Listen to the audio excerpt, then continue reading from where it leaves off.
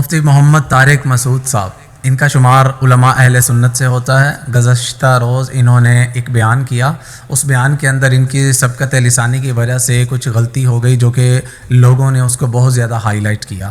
لوگوں کے نزدیک ان کی یہ جو غلطی ہے وہ قرآن کی گستاخی بھی شمار ہو رہی ہے اور صحابہ کرام کی گستاخی بھی شمار ہو رہی ہے اور نبی صلی اللہ علیہ وآلہ وسلم کی گستاخی بھی شمار ہو رہی ہے۔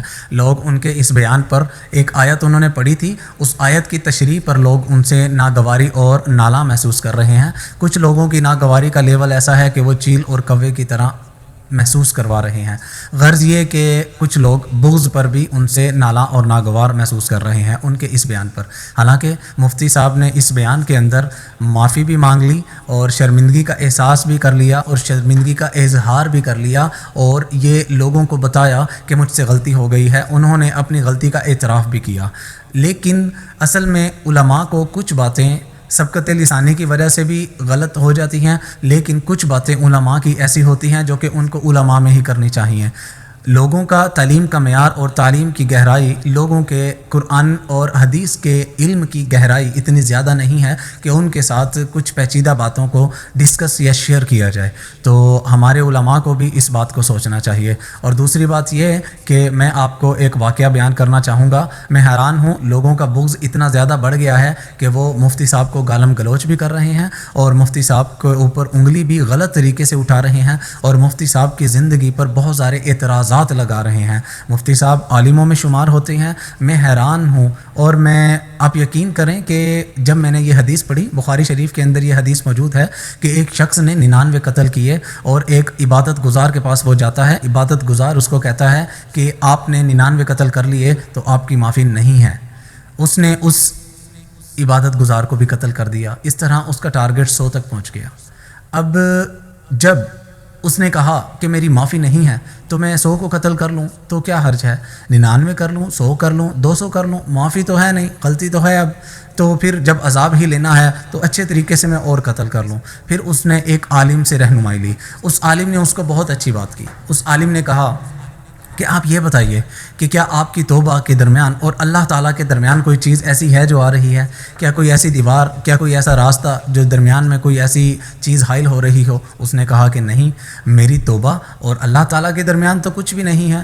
تو اس عالم نے کہا کہ جب تمہاری توبہ اور اللہ تعالیٰ کے درمیان میں کوئی چیز حائل نہیں ہے تو تمہاری توبہ ہو سکتی ہے اور اللہ تعالیٰ کی طرف سے بخشش کا پیغام آ سکتا ہے۔ یہ بات سن کر وہ انسان خوش ہو جاتا ہے، لیکن اس کے ساتھ ساتھ وہ عالم اس کو یہ کہتے ہیں کہ آپ اس بستی سے نکل جائیں، اگلی بستی میں کچھ علماء ہیں، وہاں سے جا کر ان سے اچھے طریقے سے رہنمائی لے لیجیے۔ وہ شخص وہاں سے چل دیتا ہے، چلنے کے بعد راستے کے اندر اس کی موت آ جاتی ہے، عزرائیل فرشتہ آتا ہے اور اس کی روح قبض کر لیتا ہے۔ اب یہاں پر جنت کا فرشتہ بھی آ جاتا ہے، جہنم کا فرشتہ بھی آ جاتا ہے، دونوں کے اندر آپس میں بحث مباحثہ ہو جاتا ہے اور لڑائی کے قریب نوبت آ جاتی ہے۔ جہنم والا کہتا ہے کہ میں لے کر جاؤں گا، یہ جہنمی ہے، اس نے 100 قتل کیے ہیں۔ جنت والا کہتا ہے کہ میں لے کر جاؤں گا، اس نے 100 قتل تو کر لیے لیکن اس کے دل میں شرمندگی اور غلطی کا اعتراف واقع ہے اور یہ اپنے رب سے معافی مانگنا چاہ رہا ہے۔ تو اس طرح کر کے ان کا بحث مباحثہ ہو جاتا ہے۔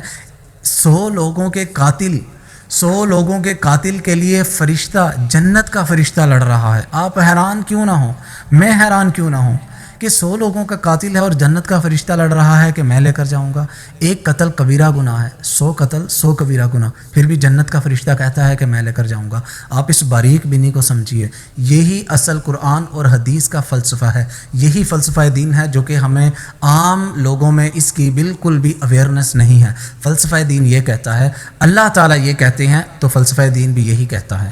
اللہ تعالیٰ کہتے ہیں کہ زمین کو ناپ لیا جائے، اس کی میجرمنٹ کی جائے، جس زمین کے زیادہ قریب ہوا، اگر اپنی پچھلی بستی کے قریب ہوا تو جہنمی فرشتہ اس کو لے جائے، اگر یہ اپنی اگلی عالموں والی بستی کے قریب ہوا جہاں پر یہ جا رہا تو جنتی فرشتہ اس کو لے جائے۔ میجرمنٹ کی گئی، جنت والا فرشتہ جیت جاتا ہے ایک بالشت کے فرض سے۔ اللہ تعالیٰ کہتے ہیں جاؤ جنت والے فرشتے، تم اس کو لے جاؤ اور اس کو جنت میں داخل کر دو۔ اب آپ حیران ہوں، پریشان ہوں، میں حیران یا پریشان کیوں نہ ہوں؟ 100 لوگوں کے قاتل کو اللہ تعالیٰ کہہ رہا ہے کہ جنت میں لے جاؤ۔ یہ فلسفہ دین ہے۔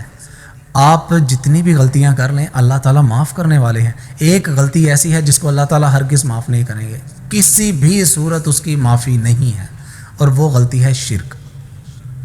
اچھا، اس کی معافی ایسے نہیں ہے کہ آپ اللہ تعالیٰ سے معافی مانگ لیں وہ معاف نہیں کرے گا، نہیں، اگر شرک کر لیا آپ نے اور آپ معافی نہیں مانگ سکے، شرمندہ نہیں ہو سکے، تو پھر اس حال میں آپ کے لیے کبھی بھی جنت کا فرشتہ لڑائی نہیں کرے گا۔ آپ چاہے 5 نہیں بلکہ 7 نمازیں پڑھ لیں، تہجد اور اشراق بھی پڑھ لیں 5 کے ساتھ ساتھ، آپ چاہے حج عمرے کر لیں، کچھ بھی کر لیں، صدقے خیرات کر لیں، اگر آپ کے اندر شرک موجود ہے تو آپ جنت نہیں جا سکتے۔ اگر آپ معافی نہیں مانگیں گے تو معافی مانگنے کے بعد ہر گناہ اللہ تعالیٰ معاف کر دیتا ہے، ہر گناہ اللہ تعالیٰ معاف کر دیتے ہیں معافی مانگنے کے بعد۔ تو مفتی طارق مسعود صاحب نے جب اپنی غلطی کا اعتراف کر لیا، اللہ تعالیٰ سے معافی مانگ لی، تو ہم لوگ کچھ لوگ سوشل میڈیا پر بغض میں اتنے اندھے اور اتنے عجیب و غریب قسم کے طرز عمل سے پیش آ رہے ہیں کہ آپ حیران ہوں گے کہ جیسے مفتی صاحب کو وہ قتل کرنے کے در پہ ہیں۔ ان کی زبان میں گالم گلوچ، ان کے الفاظ کے اندر اتنی طعن و تشنیع اور بدتمیزی، سوشل میڈیا پر مفتی صاحب کے لیے طوفان بدتمیزی برپا کیا ہوا ہے۔ میں مفتی صاحب کا حق میں نہیں بول رہا، بلکہ میں اس بات کا بارے میں بول رہا ہوں کہ اللہ تعالیٰ جب ایک گناہ گار کو معافی دے سکتا ہے تو انسان کو کس نے حق دیا کہ وہ ایک گناہ گار کو اس طرح اس کی عزت کے چیتڑے اڑائے، اس طرح اس کی عزت کو بے یار و مددگار، اس طرح اس کی عزت کو لاچاروں اور بے بسوں کی طرح رول کر رکھ دے؟ انسان کو یہ کس نے حق دیا ہے؟ کسی نے حق نہیں دیا۔ اللہ تعالیٰ کہتا ہے کہ میرے بندے کا اور میرا معاملہ ہے، وہ معافی مانگ لے تو میں اس کو معاف کر دوں گا۔ 100 لوگوں کے قاتل نے معافی بھی نہیں مانگی تھی، صرف ارادہ کیا تھا، دل سے ارادہ کیا تھا، شرمندگی کا اظہار کیا تھا، اللہ تعالیٰ نے جنت کے فرشتے کو بھیج دیا، جاؤ بحث و مباحثہ ہو گیا، بہت لڑائی ہو گئی، جاؤ تم جنت میں لے جاؤ، جہنم والے فرشتے کو بولنے دو، جو کہہ رہا ہے کہنے دو۔ تو ہمیں بھی یہ سمجھنا چاہیے کہ اللہ تعالیٰ، فلسفہ دین بھی یہی ہے، اور اللہ تعالیٰ بھی یہ کہتے ہیں کہ ہر انسان کی غلطی کی معافی موجود ہے میرے پاس۔ تو انسان کو اپنے جذبات پر اور اپنی بکواسات پر ہمیشہ قابو رکھنا چاہیے، اپنے جذبات اور اپنی بکواسات اور اپنے احساسات کو ہمیشہ کنٹرول میں رکھنا چاہیے، قابو میں رکھنا چاہیے، اس کو بے لگام اور ایسے ہی نہیں چھوڑ دینا چاہیے۔